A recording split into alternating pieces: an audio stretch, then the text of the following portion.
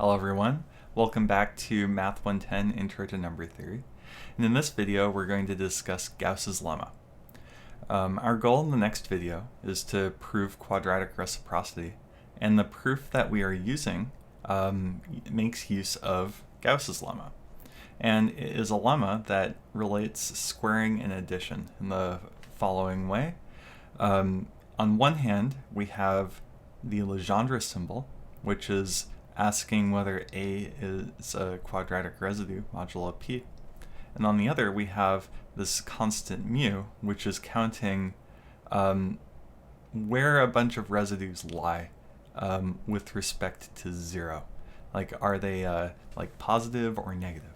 So, okay, so in more detail. So let's say that P is an odd prime, and let's let R be 0 through P minus 1 over 2, and also minus 1 through minus P minus 1 over 2.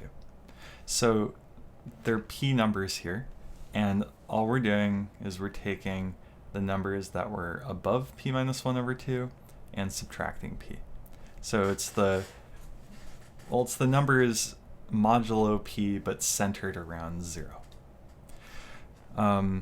Okay, so then also let A be an integer that is non-zero modulo P, and consider the arithmetic series, arithmetic sequence, A, 2A, 3A, all the way to P minus 1 over 2 times A. So we're taking P minus 1 over 2 multiples of A, and let mu be the number of these elements in this arithmetic progression that are congruent modulo P to a negative number in R. Okay, so then to compute the Legendre symbol, we can calculate minus 1 to mu. So in particular, it's 1 if mu is even, and minus 1 if mu is odd. So it's a very technical seeming lemma, and it's hard to imagine what applications would be. But one thing that we will do at the end is show that we'll show how to calculate when 2 is a quadratic residue modulo a prime. And it will just turn out to be, as we saw at the end of a previous video, what P is modulo 8. That's the only thing we have to calculate. So let's look at a couple of examples of how the mechanics of this work. So let's look at whether 2 is a quadratic residue modulo 11. And recall, I've been writing the 2 down here to say that we're doing like quadratic residues, so that it doesn't look like just a fraction. So, well, first let's calculate P minus 1 over 2. So that's 10 over 2, which is 5. So we take the first 5 multiples of A, which are where A is 2. So that's 2, 4, 6, 8, and 10. And then we reduce the mod P so that we center it around 0. So we get numbers from minus 5 to 5. So that's 2, 4, minus 5, minus 3, minus 1, mod 11. And 3 of those numbers are negative. So, well, that's odd, and so the Legendre symbol evaluates to minus 1, and 2 is not a square root mod 11. So how about 3? Is it a quadratic residue? Well, again, we take the first 5 multiples of 3, and then we reduce it mod 11 so that the numbers are centered around 0, so from minus 5 to 5. 2 of them are negative once we have done that. So mu is 2. That is even, so we get 1 for the Legendre symbol, and thus 3 is in fact a square, quadratic residue mod 11. Okay, so those were 2 examples. So now let's just get right into the proof. We're supposing P is an odd prime, and A is non-zero mod P. So one thing to observe is if we take all the numbers A2, A3, A, and so on and multiply them together, then we have p minus 1 over 2 copies of a that we can pull out to the front.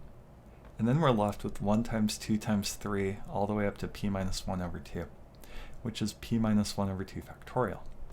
So this is one way that we can write this product.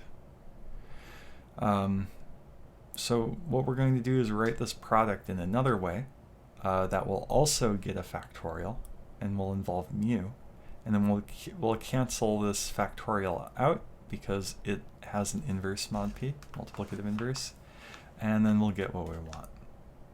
So as some auxiliary notation, let's do the absolute value mod p. So for x and z, what you do is you find which of the numbers it's congruent to in R, and then just to simplify this, it doesn't change much, but so we see what it's congruent to, call it x prime, and then the absolute value mod p is, well, if it was positive, then we just take that, and if it's negative, then we take the negative of that. So it gives us a number from 0 through p minus 1 over 2. Okay, so if we take the product of all these multiples of a, then we can replace it with the product of the absolute values of all those numbers. But but we need a minus 1 to something out front because we're doing negatives of a bunch of them.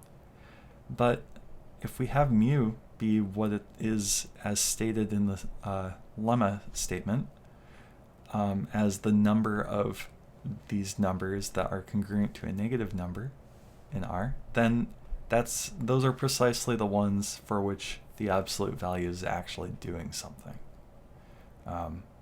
So there's minus 1 to the mu out front to account for the fact that the absolute value of the negative ones becomes negatived. Okay, so one thing that we should note here is that if we have two numbers r and s that are that could be coefficients for a in this progression, and let's say that the corresponding numbers' absolute values are congruent, then it turns out that those coefficients are equal. So to see this, first of all, notice that, well, because we're doing this negative sign, and that's the only thing we introduce, then if we erase the absolute values, we can say that they're congruent up to a multiplication by minus 1. And because A has a GCD of 1 with P, then we can cancel A from both sides. And so in fact, R is plus or minus S. And then since minus S is congruent to P minus S, and P minus S is a number that's less than P, but bigger than P minus 1 over 2. That means that, well, since R is less than P and greater than 0, if R was congruent to minus S, R would equal P minus S. But P minus S is not in range, so they can't equal. So that just means R is actually congruent to S, or in particular equal to S, because they're both remainders. Okay, so the next thing is that for each R in this interval, that the absolute value of RA mod P is congruent to a positive element of R. And that little change I made up here was just to say that, well, I wanted to make this a little easier, because what we can actually assume is that 1 is less than or equal to the absolute value, and yeah, it's less than or equal to P minus 1 over 2.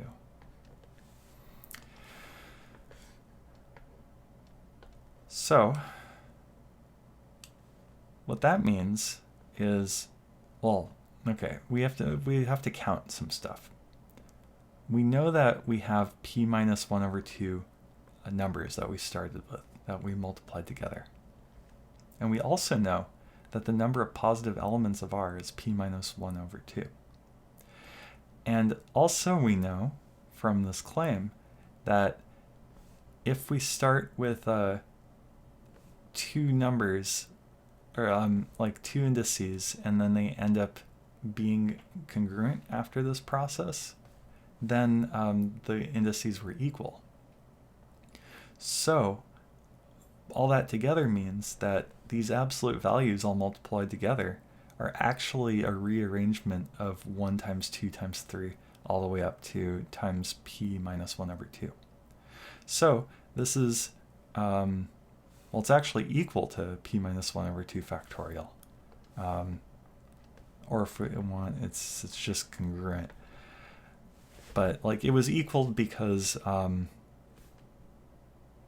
this change I made at that last moment.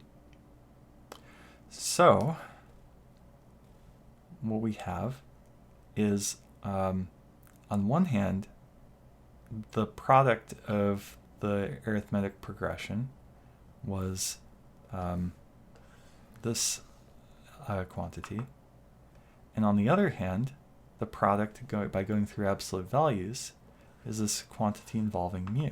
And both of them have a p minus 1 over 2 factorial. Now, p is prime, and this is a product of numbers strictly less than p, so they're coprime. So we can multiply both sides by the multiplicative inverse of that to cancel it out. And so actually we have this congruence. But because of the Euclid's Euler's criterion, which we showed a couple videos ago, the Legendre symbol can be identified with this modulo p. Now the last step, this is basically it then. But the last step is we want to boost this congruence into an equality, because that's what the lemma said. And all we have to do to note that is that the Legendre symbol is going to be either 1 or minus 1, and this minus 1 to the m is either 1 or minus 1, and 1 is not congruent to minus 1 when p is 3 or more. So so the congruence is an equality, actually, in this case. Or the first thing and the last thing. The middle thing, it could be some random very large number, but it's still congruent to 1 or minus 1. Okay, so that was Gauss's lemma, that we can calculate the Legendre symbol by counting the number of negative elements in an arithmetic progression. So as an application, we should now show that 2 has a nice condition for when it is a quadratic residue modulo a prime. So first of all, we take our arithmetic progression for 2, and it's 2, 4, 6 all the way up to p minus 1. And interestingly, all of these are, they're all remainders mod p. So there's not really much that we need to do on that front. But now we want to know how many of these would be negative. How many are congruent to a negative number in R? And the ones that are congruent to a negative number in R are precisely those that are greater than p minus 1 over 2, because that's the cutoff point. I guess I could have said greater than or equal to p plus 1 over 2. So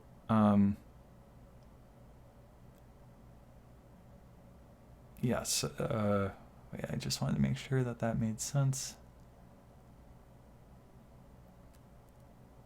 Well, okay, so So to count these, so mu is the number of k such that k is greater than p minus 1 over 4 and less than or equal to p minus 1 over 2, because that's the largest k that appears. So just a couple of examples to see what we're up against. When p is 7, then 6 over 2 is 3, which over 2 again is 1.5. And the blue dots here indicate the values of k where this actually is satisfied. And so in this case, what this means is that 2 is indeed a quadratic residue mod 7. And then for 13, if we divide 12 by 2, we get 6 by 2 is 3. So in this case, it actually hits an actual integer. And because k has to be strictly larger than it, then the numbers are 4, 5, and 6. So there are 3 of them. So in this case, 2 is, let's see, so the Legendre symbol is equal to minus 1 to the 3, which is minus 1. So 2 is not a quadratic residue mod 13. Okay, so that's what that is going to say. But we want to be able to do this sort of more in general without having to draw a number line and count dots. So, okay, so here is the inequality that we are dealing with.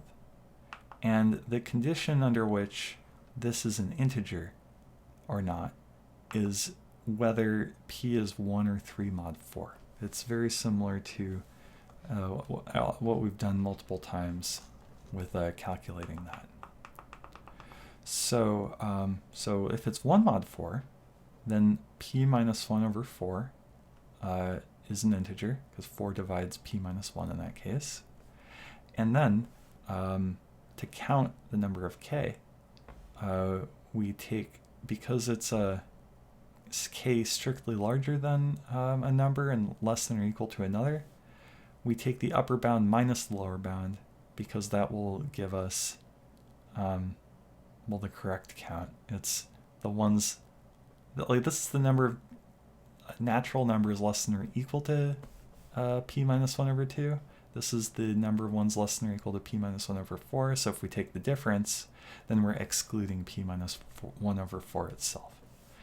Yeah, so p minus 1 over 4 then is the number of k. If p is 3 mod 4, then when we subtract 1, then p minus 1 is 2 mod 4, so 4 does not divide it. And what we want to do now is, well, we can then round p minus 1 over 4 down and apply a similar argument, because we don't want to include the number that we rounded down to. So in particular, like here, so p minus 1 over 4 in this case rounded down as 1, and we want to get the number of dots, or the number of numbers greater than 1, but less than or equal to 3 in that case. So, okay, so the rounding this down, we can work out that what we should do is basically subtract 1/2. So if we subtract 1/2, then we can just write it as a fraction like that, and this is an integer. And then we can take the difference and calculate that's p plus 1 over 4.